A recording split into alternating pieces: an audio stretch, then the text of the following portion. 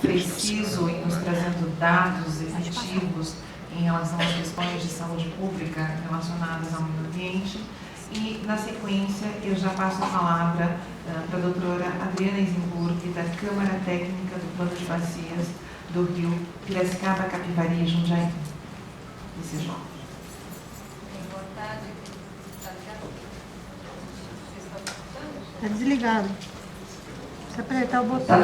Agora está ligado.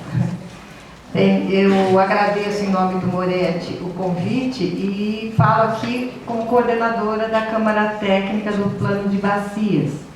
E a nossa ideia é expor para vocês como é o funcionamento do Comitê das Bacias PCJ.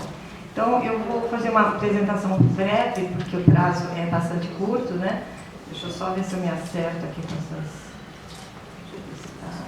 Doutora Adriana, eu vou pedir então para a mesa, talvez para os que se sentem sim, eu acho que é melhor. Para baixo, que seja melhor.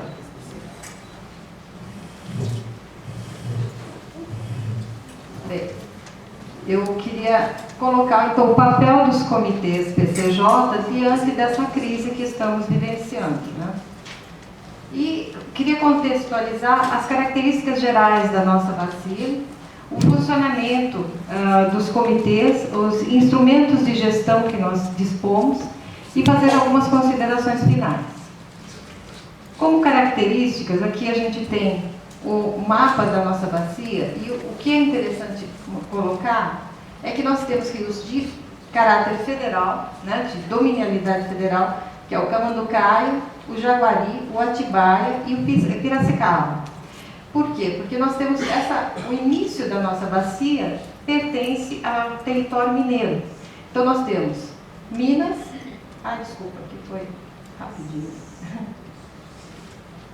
Está voltando tudo, está indo tudo para frente, eu queria voltar.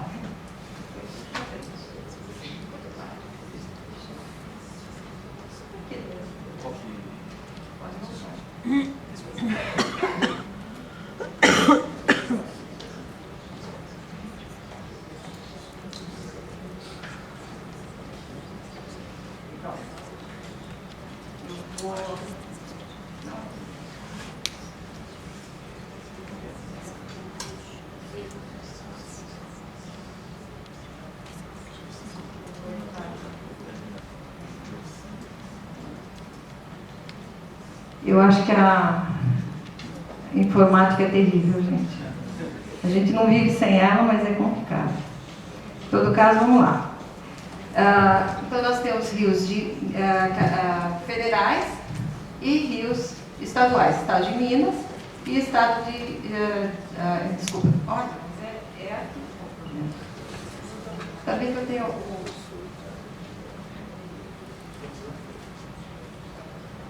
A nossa bacia, ela é pequena, é uma bacia com 15.303 km².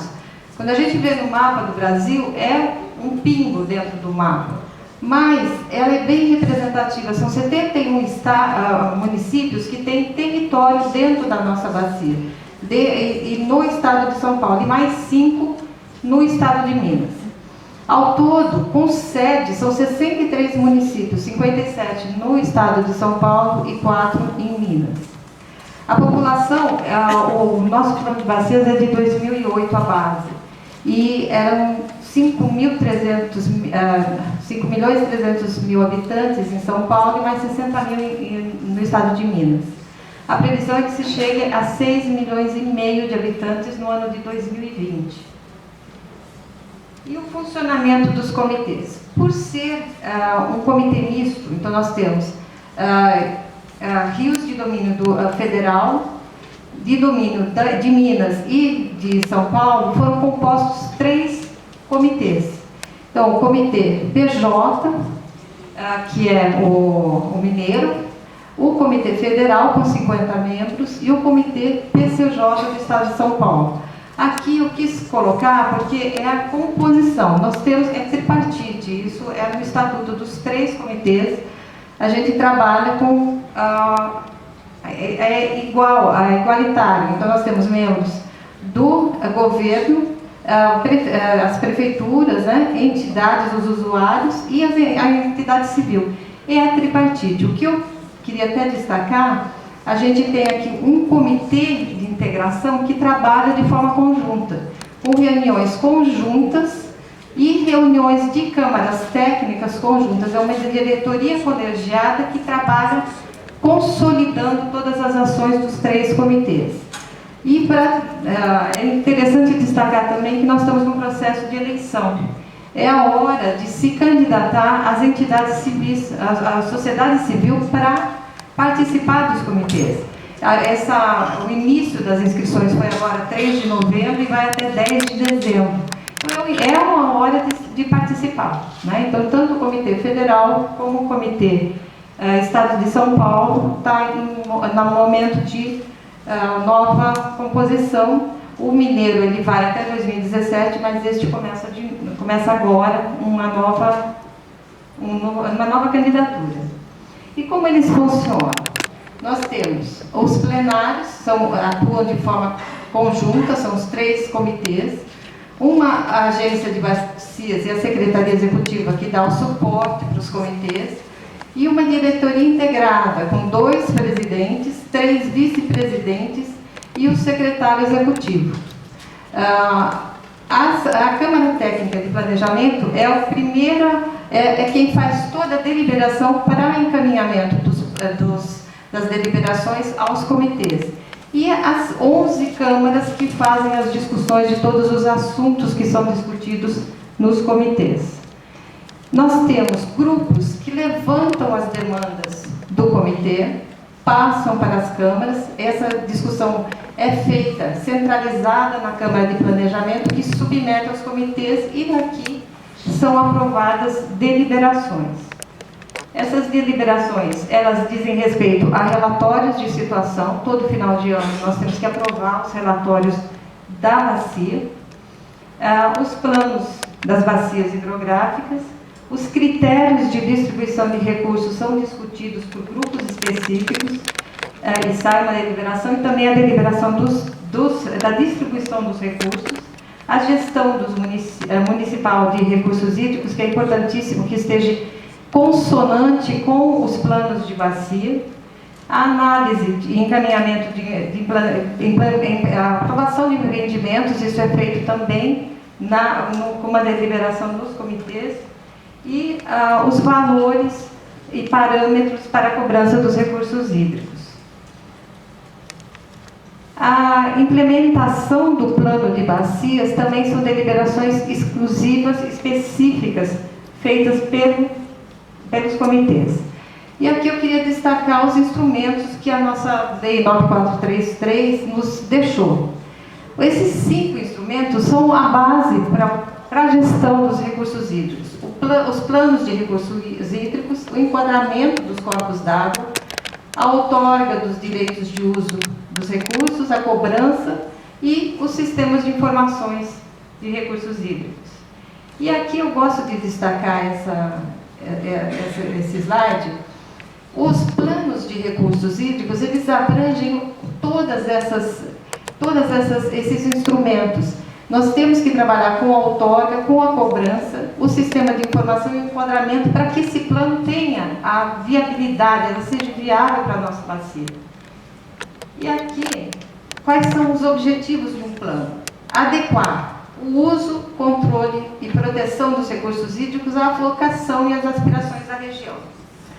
O atendimento das demandas com foco no desenvolvimento sustentável, em termos econômico, social e ambiental.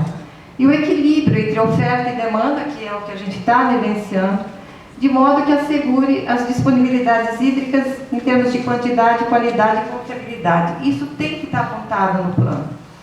E também um processo interativo de orientação do uso dos recursos hídricos, considerando variações de ciclo hidrológico e os cenários de desenvolvimento. E como que nós desenvolvemos o nosso plano, que foi aprovado em 2010? Esse plano ele teve um ponto importante, que foi uma proposta de enquadramento dos corpos d'água. Mas para isso foi necessário dividir a nossa bacia em zonas de gestão, zonas de planejamento. Então foram divididas em 37 zonas e subdivididas em 225 áreas de gestão e 391 sub-áreas, que dão condição da gente analisar trecho a trecho do rio. Isso em função de um manancial presente ou futuro que deve ser preservado, ser montante de uma captação ou jusante de um lançamento importante, e as características de uso do solo e unidades de conservação. Aí o que esse plano nos apresentou? Metas para cada município, porque nós temos que trabalhar com os municípios de forma integrada. Então, para cada um dos municípios, aqui foi um dos cenários analisados, o cenário desejável, que a gente buscou o enquadramento até 2035. Então, cada um dos municípios com metas de coleta, tratamento e remoção de DBO para os anos 2014 e 2020. E 2035, a finalização com enquadramento. E propostas, diretrizes para licenciamento. Então, cada uma daquelas 37 zonas foi estabelecida uma carga máxima alocável em termos de indústria doméstica e difusa, e verificado saldos que teria para cada uma dessas zonas, para 2014, 2020 e 2035. E a mesma coisa na questão da outorga. Então, foram estabelecidos vazões máximas outorgáveis para cada uma das zonas em termos de uso. Aqui você tem uma condição de gerenciamento da bacia. E, para concluir, a gente está no processo de revisão desse plano. Então, o plano foi feito com base em 2008.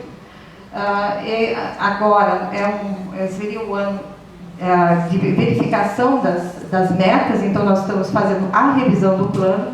Foi feita uma discussão bem ampla do termo de referência para que a gente contrate esse plano do jeito que a gente almeja, com a participação grande de todas as câmaras. Nós vamos ter ainda uma intercâmaras para finalizar o termo, mas foi bem debatido.